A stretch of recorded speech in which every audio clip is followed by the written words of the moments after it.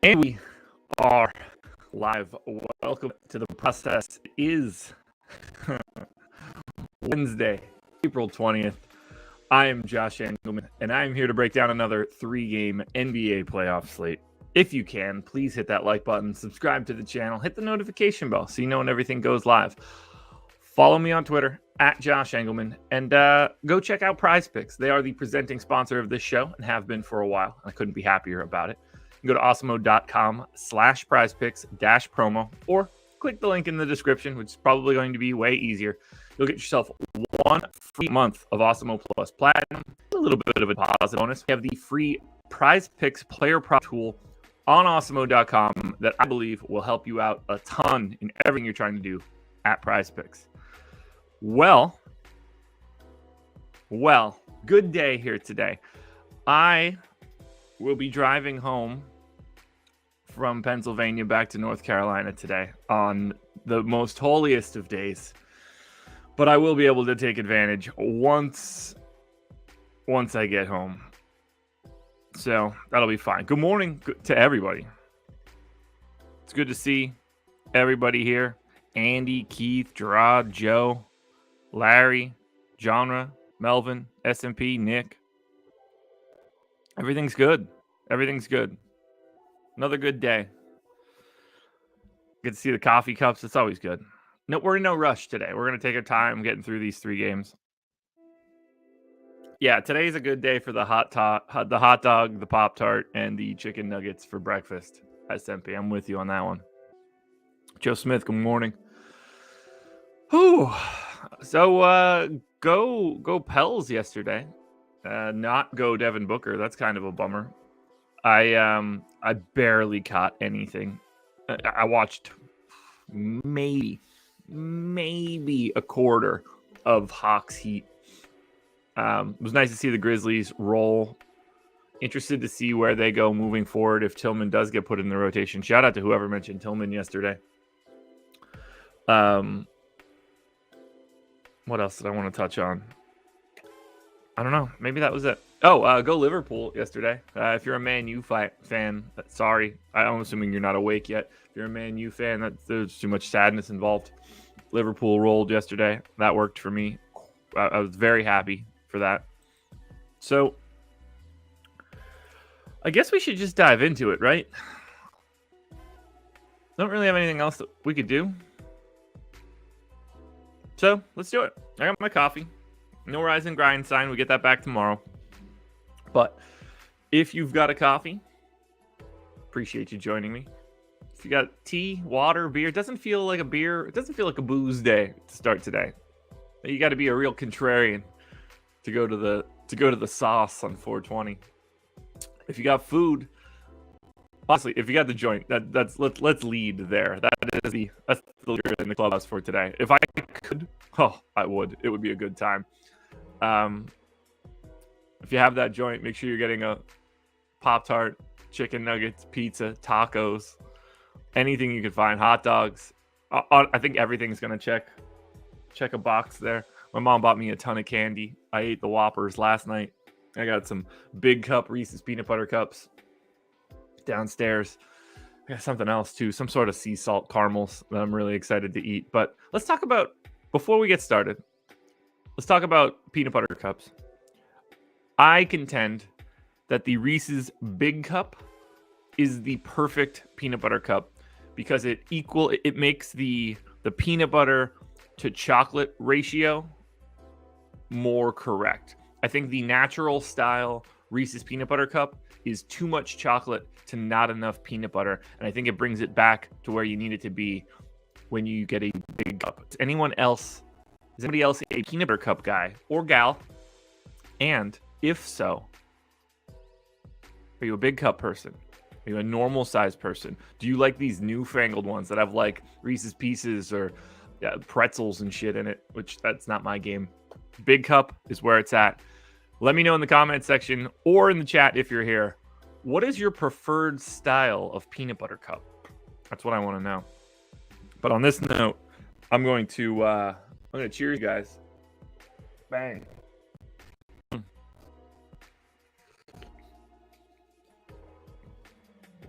Cam, there you are. Yeah, I mean, I didn't really expect that out of Adams either. I don't think either of us landed on the correct answer. Look, it's possible Tillman's just as they move forward in this series, Tillman's mobility is a little bit more important. And then if you get to who the hell do they have in round 3 or in round 2? I can't remember right now. So they would have Golden State probably. That's probably not going to be a good Adams series either. You need Adams against like Ayton, Gobert, Jokic to a degree. So we'll see. All right. There was a Cookie Crunch Reese's Cup out for a few years. I don't even know those. Potato chip. I could see the potato chip one. I don't feel like you need the added salt. I can understand wanting to get the crunch. I almost wish they put like a crunchier coating of chocolate, like a second dip. That could be interesting. The mini cups. No, that's just a chocolate dot. Like that's, to me, we're missing the point. I'm a fan of the processed peanut butter. Yeah, I don't think they had much of a choice, Cam. I think they had to go to him. Anyway, let's dig into today.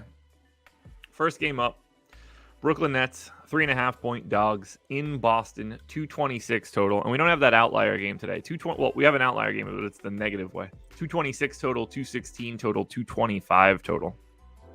Yeah, toasted biscuits. No pretzels. No. That's not necessary.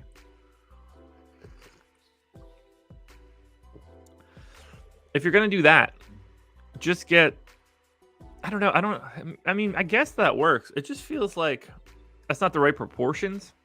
It's proportions to me. Like if I'm eating chocolate covered pretzels, you only need that little bit of chocolate on the outside. Yeah, I agree. The crunch matters. The texture matters. You only want that little bit of chocolate on the outside of the pretzel. That's everything. You almost need like a filled pretzel to get the flips. Right, exactly. Have you guys ever seen S&P? You nailed it. Have you guys ever seen the 1 pound Reese's peanut butter cups? They look like plates almost. Huge. They're absolutely huge. My uncle got me one of those. He used to work for Hershey. Got me one of those for Christmas one year. Boy, oh boy, is that a ridiculous thing to eat. It's like a pie, basically. It was good, though. It was real good. Snickers. Yeah, that's not my jam. I'm a no nut candy guy. 100 grand would be my preferred candy bar. Twix, Milky Way, both up there, but 100 grand is my preferred. All right, let's talk Brooklyn and Boston now. I've done enough candy talk for today. I mean, it's fitting. Today matters. If you haven't hit the like button yet, do so. Oh, I didn't eat it in one sitting. I took that one on over 2 or 3 days. No, that's I can't eat a pound of chocolate and peanut butter. I'm not going to be happy with myself after that. And this was a while ago too, where I probably could have done that. Milky Way dark, yeah, agreed. All right, so for the Brooklyn Nets, we know what we got to do here. We know their rotations, or at least it seems like we do. So I don't think this one's going to be too bad. We got Kyrie in for 40 minutes. We've got Durant in for 40 minutes. We do seem to be getting a little bit more, or a little bit less, I guess, run from Drummond. We got Nick Claxton up to 30. I'm going to take him up another minute here. I'd even try to get him to 28. Yeah, let's go to 28. 22 for Dragic. He played a little bit more. Patty Mills played a little bit less. Kessler Edwards basically doesn't play. We've got Bruce Brown's minutes correct. He's not going anywhere. So it's kind of just this relationship of minutes between Seth Curry, who played 30. So let's bump up Dragic to 24. We're going to take Patty Mills down to 19. Take Patty Mills to 18. That can give me the Kessler Edwards minutes. I think that covers me for Brooklyn. I think that's fine. I don't want to go too high on Dragic because I don't necessarily think he's going to be the guy. Like, in a closing lineup, it could be Irving, Durant, Brown, Curry, Claxton.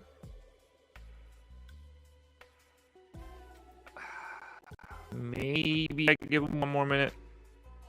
I'll give him the 25. 32 on Seth seems about right. Okay, I'm happy with this Brooklyn rotation now. Let me make one quick adjustment.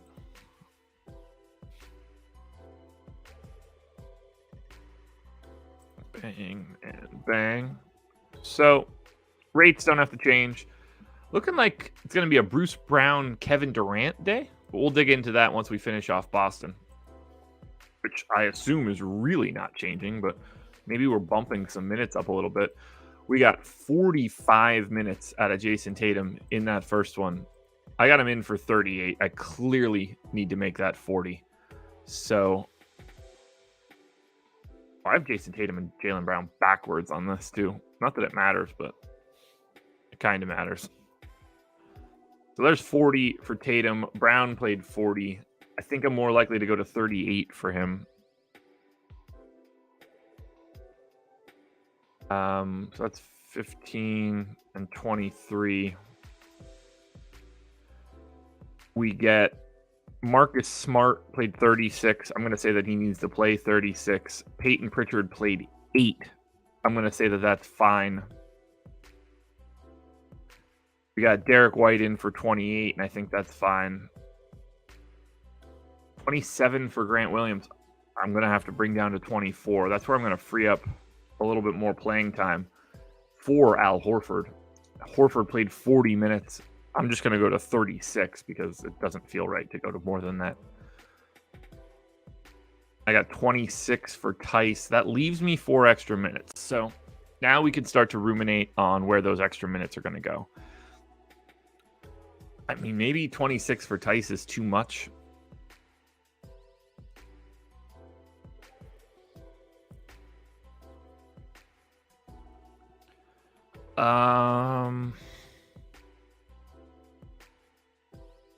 No, maybe it's not. I mean, 40 for Tatum, 38 for Brown, 36 for Smart, 36 for Horford. That all seems about right to me. So I'm just going to bump Peyton Pritchard back up to 12. I think that makes the most sense.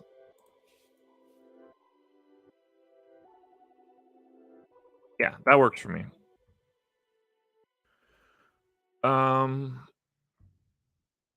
There we go. I just want this to look correct. So Boston rotation is done. I'm fine with it. So let's look at game 1. Game 1, Brooklyn, Boston. Take another sip here.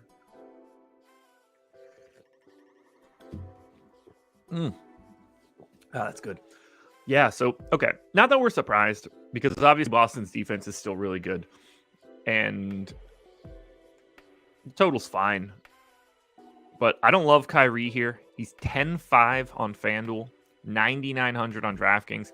Obviously, if you want to play Kyrie, you're going to play him more on the DK side than you are on the FanDuel side. There's no real scenario where Kevin Durant should only be $300 more expensive, or even $100 more expensive than Kyrie. Like, it's unequivocal that Kevin Durant is the best play on Brooklyn of the 2 stars. Now, I think Bruce Brown for 6,300 on FanDuel and 6K on DraftKings is equally interesting. Now, clearly, like the ceiling belongs to Durant. But I think those are the only 3 guys that you can play with any sort of volume. And even then, Kyrie is like not where you want to be on FanDuel. He's a little bit ahead of the Seth Curry, Nick Claxton, Drummond tier. But if you're going to Brooklyn, it's Durant and Bruce Brown as the 2 main priorities. On the Boston side, things look a little bit better. Jason Tatum looks exceptional on DraftKings. He's 9,500. That price is too low. So he's going to be pretty popular. I think he looks really good at 9,900 on FanDuel too, but he's 5 points ahead on DK in comparison to his FanDuel score. Jaylen Brown also looks good on both sites, 8,300 and 8,600. If you're like, I just prefer the Tatum Brown combo over the Durant Kyrie combo relative to salary. I think Horford's DraftKings price is fantastic, 6,400. You get the power forward eligibility. He's $1,200 cheaper on DK than he is on FanDuel. That's a no-brainer. Similar story for Marcus Smart. His DraftKings price is $700 cheaper than it is on FanDuel, and he just looks significantly better on DK. So a lot more to like on Boston in comparison to Brooklyn. I don't think that's going to surprise anybody. That's what happens when one team is good defensively and the other one isn't. So as you can see, Tatum is at the top of the list, and then you get Bruce Brown, Kevin Durant, and Jaylen Brown, all basically the same behind Tatum on FanDuel. On DraftKings, it's a little bit clearer. It's Tatum very clearly 1, Durant very clearly 2, and then you get into like a little bit of pack of Brown, Horford, Brown, Brown, Horford, Brown, and Smart to a degree, double-digit guys. We'll see where they all stand in relationship to everybody else. So Philly, Toronto. Philly is a 2-point favorite in Toronto, and obviously we know no Matisse Thybulle for this one, which is going to really make things interesting because they're going to want it to be Danny Green. The question will be, can Danny Green handle it? Because if he can't, those minutes are going to fall to somebody else. Like, he played 37 minutes in the first one, or in the second game. Well, only 22 in the first one. So we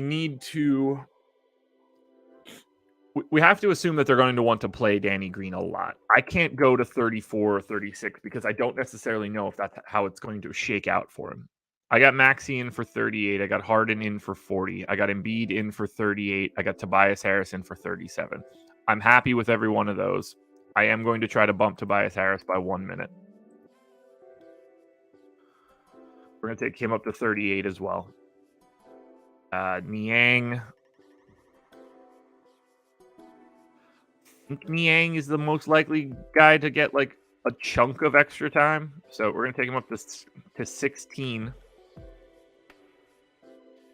And that leaves us 10 minutes if we go to Danny Green for 32. Paul Reed's in for 10. I got Shake Milton in for 18. I think that fits. At this point, I haven't added another guy to the rotation. But I feel like they will play someone like Korkmaz. Just because I think they're going to want to keep him loose enough. Although, who knows? You know, maybe they just go to 8. It seems like it's a spot where you slightly increase your not even increase your rotation, but like maintain that 9th guy since you're up 2-0. If this were 1-1, I could see them consolidating a little bit more. But I don't think that they have to run anybody into the ground. Like, I don't think they're going to need 40 minutes out of Danny Green in order to like lock this one down. I think if you just rotate through Maxey, Harden, Harris, and Embiid, you can play Danny Green a big chunk. You can get Shake Milton out there for a bit. And then I think that you can unleash a Korkmaz or an Isaiah Joe for 10 minutes or so. I mean, they're not going to be like relevant full slate guys, but in like a showdown situation, I think it's a little bit more relevant. I'm not going to change any rates. Thybulle doesn't dictate anything. And I don't think that Danny Green is going to look all that great to begin with. Even if I give him 34 minutes, I don't think it's going to be all that crazy. Let's look at Toronto. I don't know Toronto's current injury situation. I'm hoping Gary Trent's a little bit better than he was last time. So we got a Q tag on Trent. Obviously, Scotty Barnes still out. I'm assuming Trent just plays, and this time plays full run.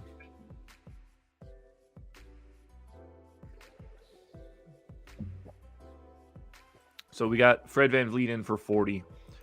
I've got Siakam in for 40. We've got Anunoby in for 36. I'm going to put Trent in for 34. We've got Thad Young. He is just not playing in this series, so we're going to cut him down to 10. Precious in for 30 makes some sense to me. I'm going to make it 29. Kem Birch played 19 minutes in this last one. I think 16 still works. Boucher at 24 probably still works.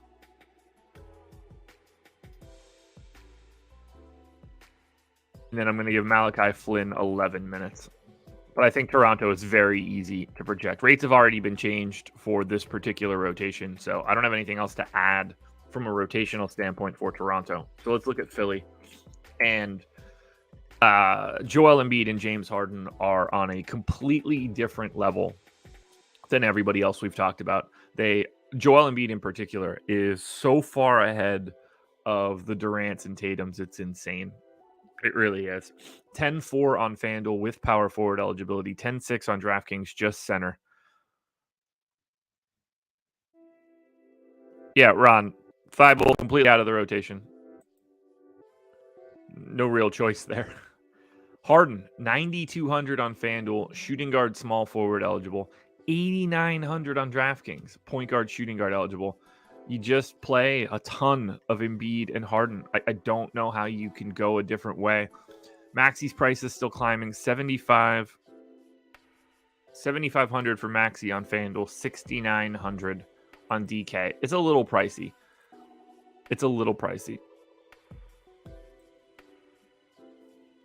Danny Green seems fine. Like, people are going to pay down for Danny Green more than they should. He's an afterthought. He's an open corner 3 guy today. That's the best you can hope for. I don't have him projected well, but he's going to be a popular value option. I think it's going to be very easy. I don't want to say that it's going to be very easy to get away from Danny Green, but I think that's going to be a decision point where he is, to me, I think he's going to be over-owned. Harris is whatever. The main pieces here are Harden and Embiid, and it's not close. I can't wait to show you guys that table. On the Toronto side, Siakam and Van Vliet are basically like Tatum and Brown. Siakam 9K on both sites. You get power forward on both sites. You get center as well on DraftKings. I think he looks really good. Van Vliet, same scenario. 7,800 and 7,500. Just looks good on, like, really good on both sites. If Trent plays, and I'm just assuming that he's healthy now after a couple days. 5,300 on FanDuel, 5K on DraftKings. You get that shooting guard, small forward. I think Gary Trent is the third best option on Toronto. After that, you're going, you can flip a coin between Precious and OG. I don't think either one of them are like standout options. But here's how it looks. On FanDuel, top 4 guys, Embiid, Harden, Siakam, Van Vliet, they're all ahead of Tatum, Brown, Durant, and Brown. Like, it's just a completely different top of this table. On DraftKings, Tatum gets to hang around. He's the same as Van Vliet.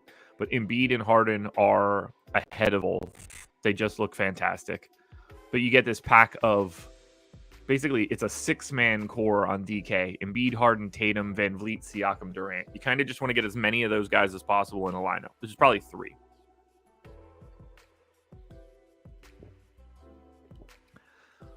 And then we close it out. So hit that like button if you haven't. 64 viewers, 28 likes. We're going to need you guys. If you're here, if you're one of the 64 people that are watching, I don't think that it's a huge ask for you guys to hit that like button. So let's see. We're going to do Chicago, Milwaukee. Bulls are 10-point dogs in Milwaukee for game number 2. Everybody's available for Chicago. Everybody's available for Milwaukee. I don't think we have a lot here to talk about.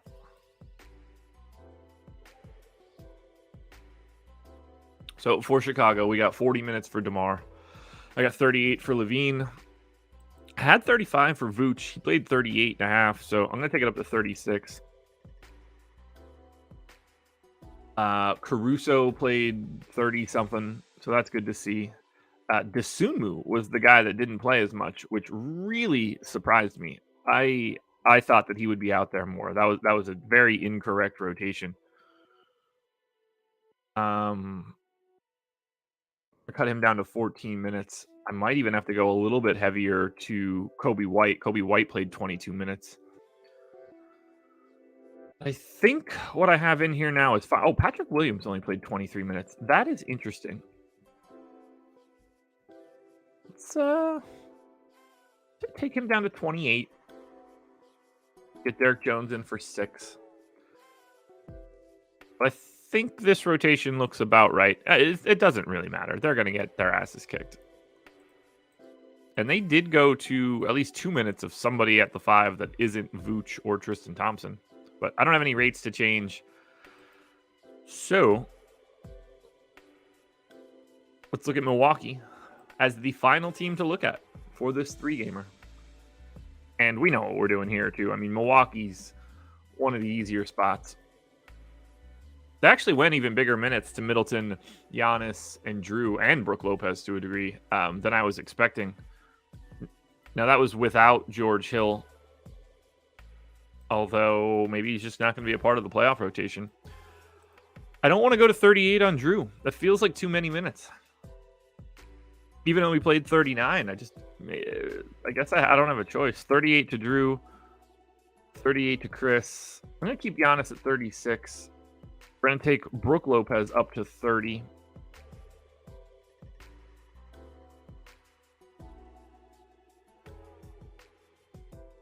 We're going to take Bobby Portis to 24. Need to get Wes Matthews back out there for his minutes. Grayson Allen played less than I thought he would, but I don't think that's going to be a long-term decision. I think he's going to play a little bit more. Jonathan played a little bit less than you would expect. Wes Matthews got a lot of time. I got 32 minutes here to hand out, so I'm not giving him 32 minutes. That much I could tell you. I want to get Wes Matthews to like 28 minutes to 26 minutes. It doesn't really matter. I'm never playing Wes Matthews.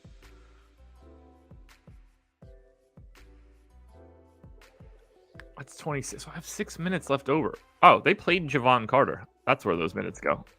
I was wondering where I couldn't figure out where to dump these minutes. Javon Carter is the answer. So, as we look at Chicago, there are either guys we have to play or guys we should not play at all. Look at that stark difference. Vooch, both sites. Levine, both sites. DeRozan, both sites. And then a clean line in the sand that just makes Caruso and Patrick Williams look like not all that great. DeRozan, Levine, and Vooch are all just going to slot into that same sort of like Durant, Kyrie group. Best guy here, Vooch and Levine on DK. Vooch is 7,300. Levine 7,200, and you get shooting guard, small forward. Levine's going to be very popular for me today. I'm a big fan. And then DeRozan, clearly happy to get there. On the Milwaukee side, same sort of scenario. It's 3 guys. It's Giannis, it's Drew, it's Middleton, and then no one else looks like good. But Drew, Chris, and Giannis separate from the pack. We all know that. Drew is 7,400 on FanDuel, 7,600 on DraftKings. Great prices. Middleton, 6,800 on FanDuel, 7,400 on DraftKings. Great price. You got to remember, Chris Middleton is made for the playoffs. This is an isolation scorer, a guy that gets to the mid-range. This is a guy that creates a lot more offense than he normally, than he has to during the regular season. And Giannis, obviously, 11-4 on FanDuel, 10-9 on DK, but I think that I'm going to prefer Embiid to Giannis. Although position will help. So on FanDuel, we get Giannis into the number 3 spot, tied up there with Harden. Middleton, Holiday, and Vooch go into 5, 6, 7. On DK, though, Giannis passes Embiid. That doesn't totally surprise me, just because of the positionality, too. So I think we'll see Giannis be the number 1 guy on DraftKings. And then you get Vooch and Levine into the top 10. But I mean, it's legitimately loaded at the top, and that's not a lot. There's not a lot of value to be found. We're talking 10-9, 10-6, 9, 89, 95, 75, 9, 73, 72, 10, 76, 74, 83. The top 12 guys are all 7,400 or higher. Yeah, S&P, exactly. I think it's really difficult. So let's run some crunches and see what they look like. Appreciate you guys being here. 69 viewers. Oh, it was almost 42 likes. We almost had 69 420 there, which honestly, I would have been real proud. I might have cut the stream out right away. I would have had to. All right. Let's do FanDuel Optimals first. I'm really curious about DraftKings. I think it's just going to be ultra flat. All right. There we go. FanDuel Optimal to start. 334.4. Drew, Caruso, Levine, Middleton, Anunoby, Trent, Embiid, Precious Achiuwa, and Vooch. I mean, clearly I don't have any real issues there. Trent's the only real wild card. I mean, Caruso's going to play. I don't love him as a fantasy option. And then we check out power rankings.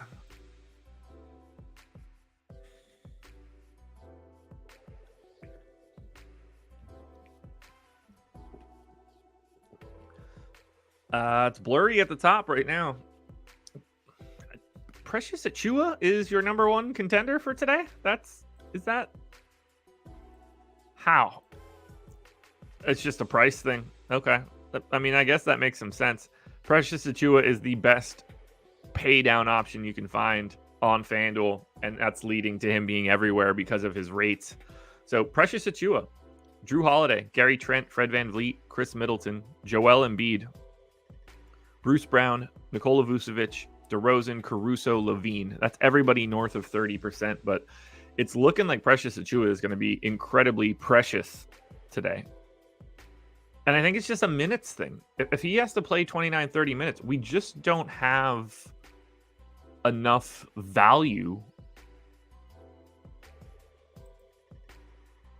Like, Precious is the best point per dollar play on the slate, I think. Do I have him over projected? Let's just take a look at it quick. We don't have any way to pay down. I've got Precious as a 0.88 fantasy point per minute guy. I don't think that's too crazy. Like, I could knock that down a little bit, but he's still going to be a very popular value. To get him at power forward center, it just unlocks everything. Like, even if I brought him down in this like 5.8, 5.9x range, we still, like, Alex Caruso's at 4,400. He's the only other guy sub 5 that's on this list other than Patrick Williams at the bottom, and he's not who you want to go to. But even Caruso is like pretty significantly behind him.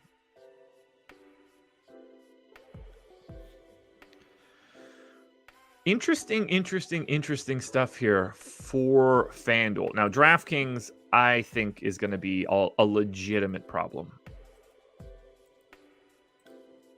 I really wanted to play this slate. I don't think I'm going to get home in time to do so. But I wanted to. So, optimal lineup on DK. And I'm not going to read into this at all because this could just be a scrambling of anything. I think you would get a lot of lineups really close to the optimal. Like, you can see, like, this first one has Marcus Smart. The next one has Horford. One has Giannis. One has Middleton. That's how flat everything is. One has Claxton. The other one has Boucher. Like, Caruso is in this lineup. These are separated by 0.2 of a point, and we can get like 4 or 5 uniques. That's why DraftKings looks nuts today. Smart, VanVleet, Trent, Giannis, Claxton, Caruso, Levine, and Precious round out the optimal on DK for me. Yeah, S&P, there's a shot there. Like, he's not going to do anything out on the floor, but you might... I think he fits a little bit more for like a showdown scenario, because I'm not sure that he can get to enough raw points to really matter. But in a showdown, depending on what his price is, like if he just has one of those like $1,000 price tags, then a 7 or 8 fantasy point day ends up being way more valuable. All right, let's look at power rankings on DraftKings.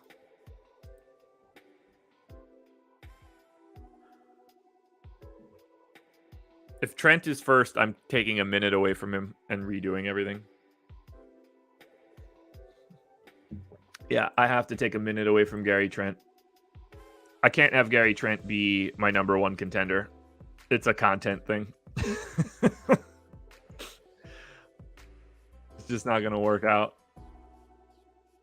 Take him down to 33. Going to probably impact everything.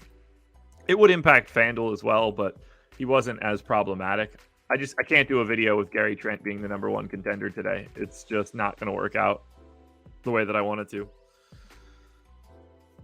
I can't show that, you know what I mean? I can't be like, my number one contender is Gary Trent, and then he gets ruled out 2 hours from now, and no one wants to watch it. Okay, perfect. Van Vliet 1, Smart 2, Middleton 3, Levine 4, Danny Green 5, Gary Trent 6, Vooch 7, Holiday 8, Horford 9, Harden, Achua, Tatum, all above 25%. But look how flat that is.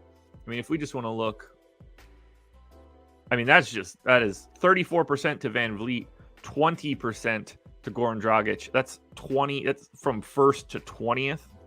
That's just super, super, super flat. 5.9 value. 5.9, 5.9, 5.8, 5.9, 5.6, 5.6. Like,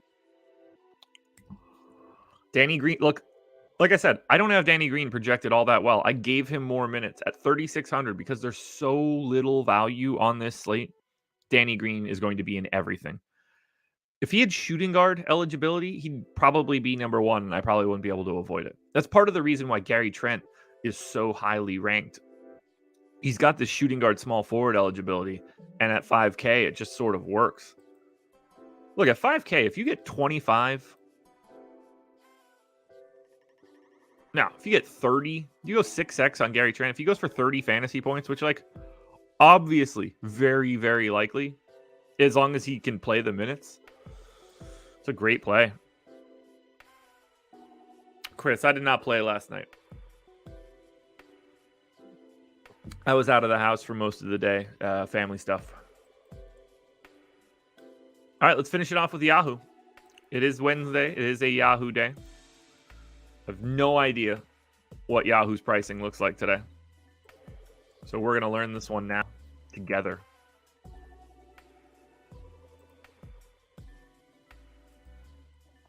Optimal lineups on Yahoo.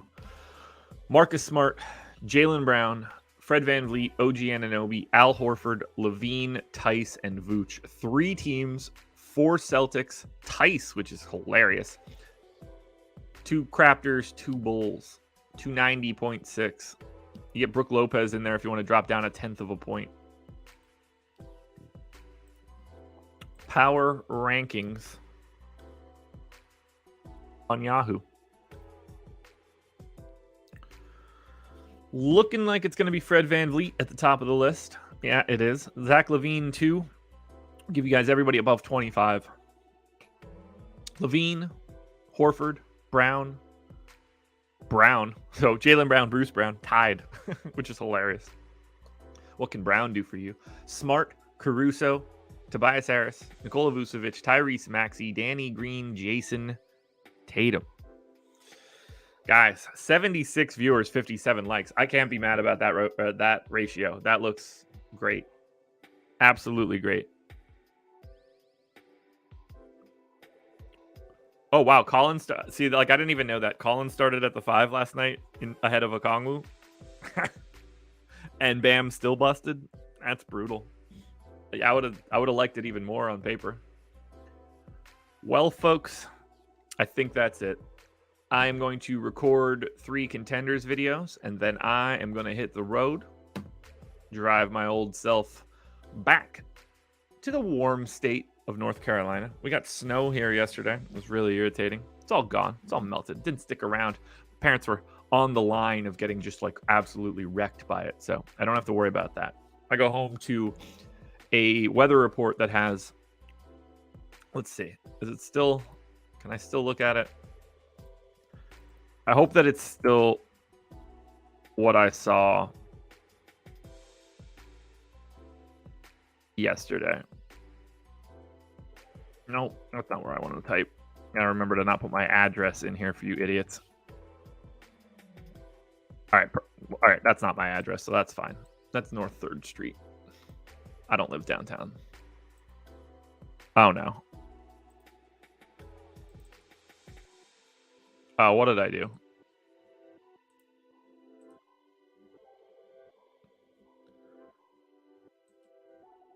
Okay. I don't even know why I'm doing this, but now I'm just checking the weather on this show for, I have no idea why. Look at this. Sunny, mostly sunny. Oh, that's going to be a great week. That's just going to be a great week. Saturday, clear 80. Sunday, clear 80.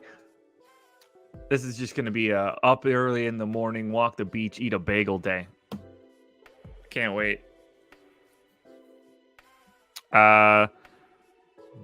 Jolly. No, Paul Reed's not going to get a single second more because of Thibault. The only way that Paul Reed plays more is if Joel Embiid plays less.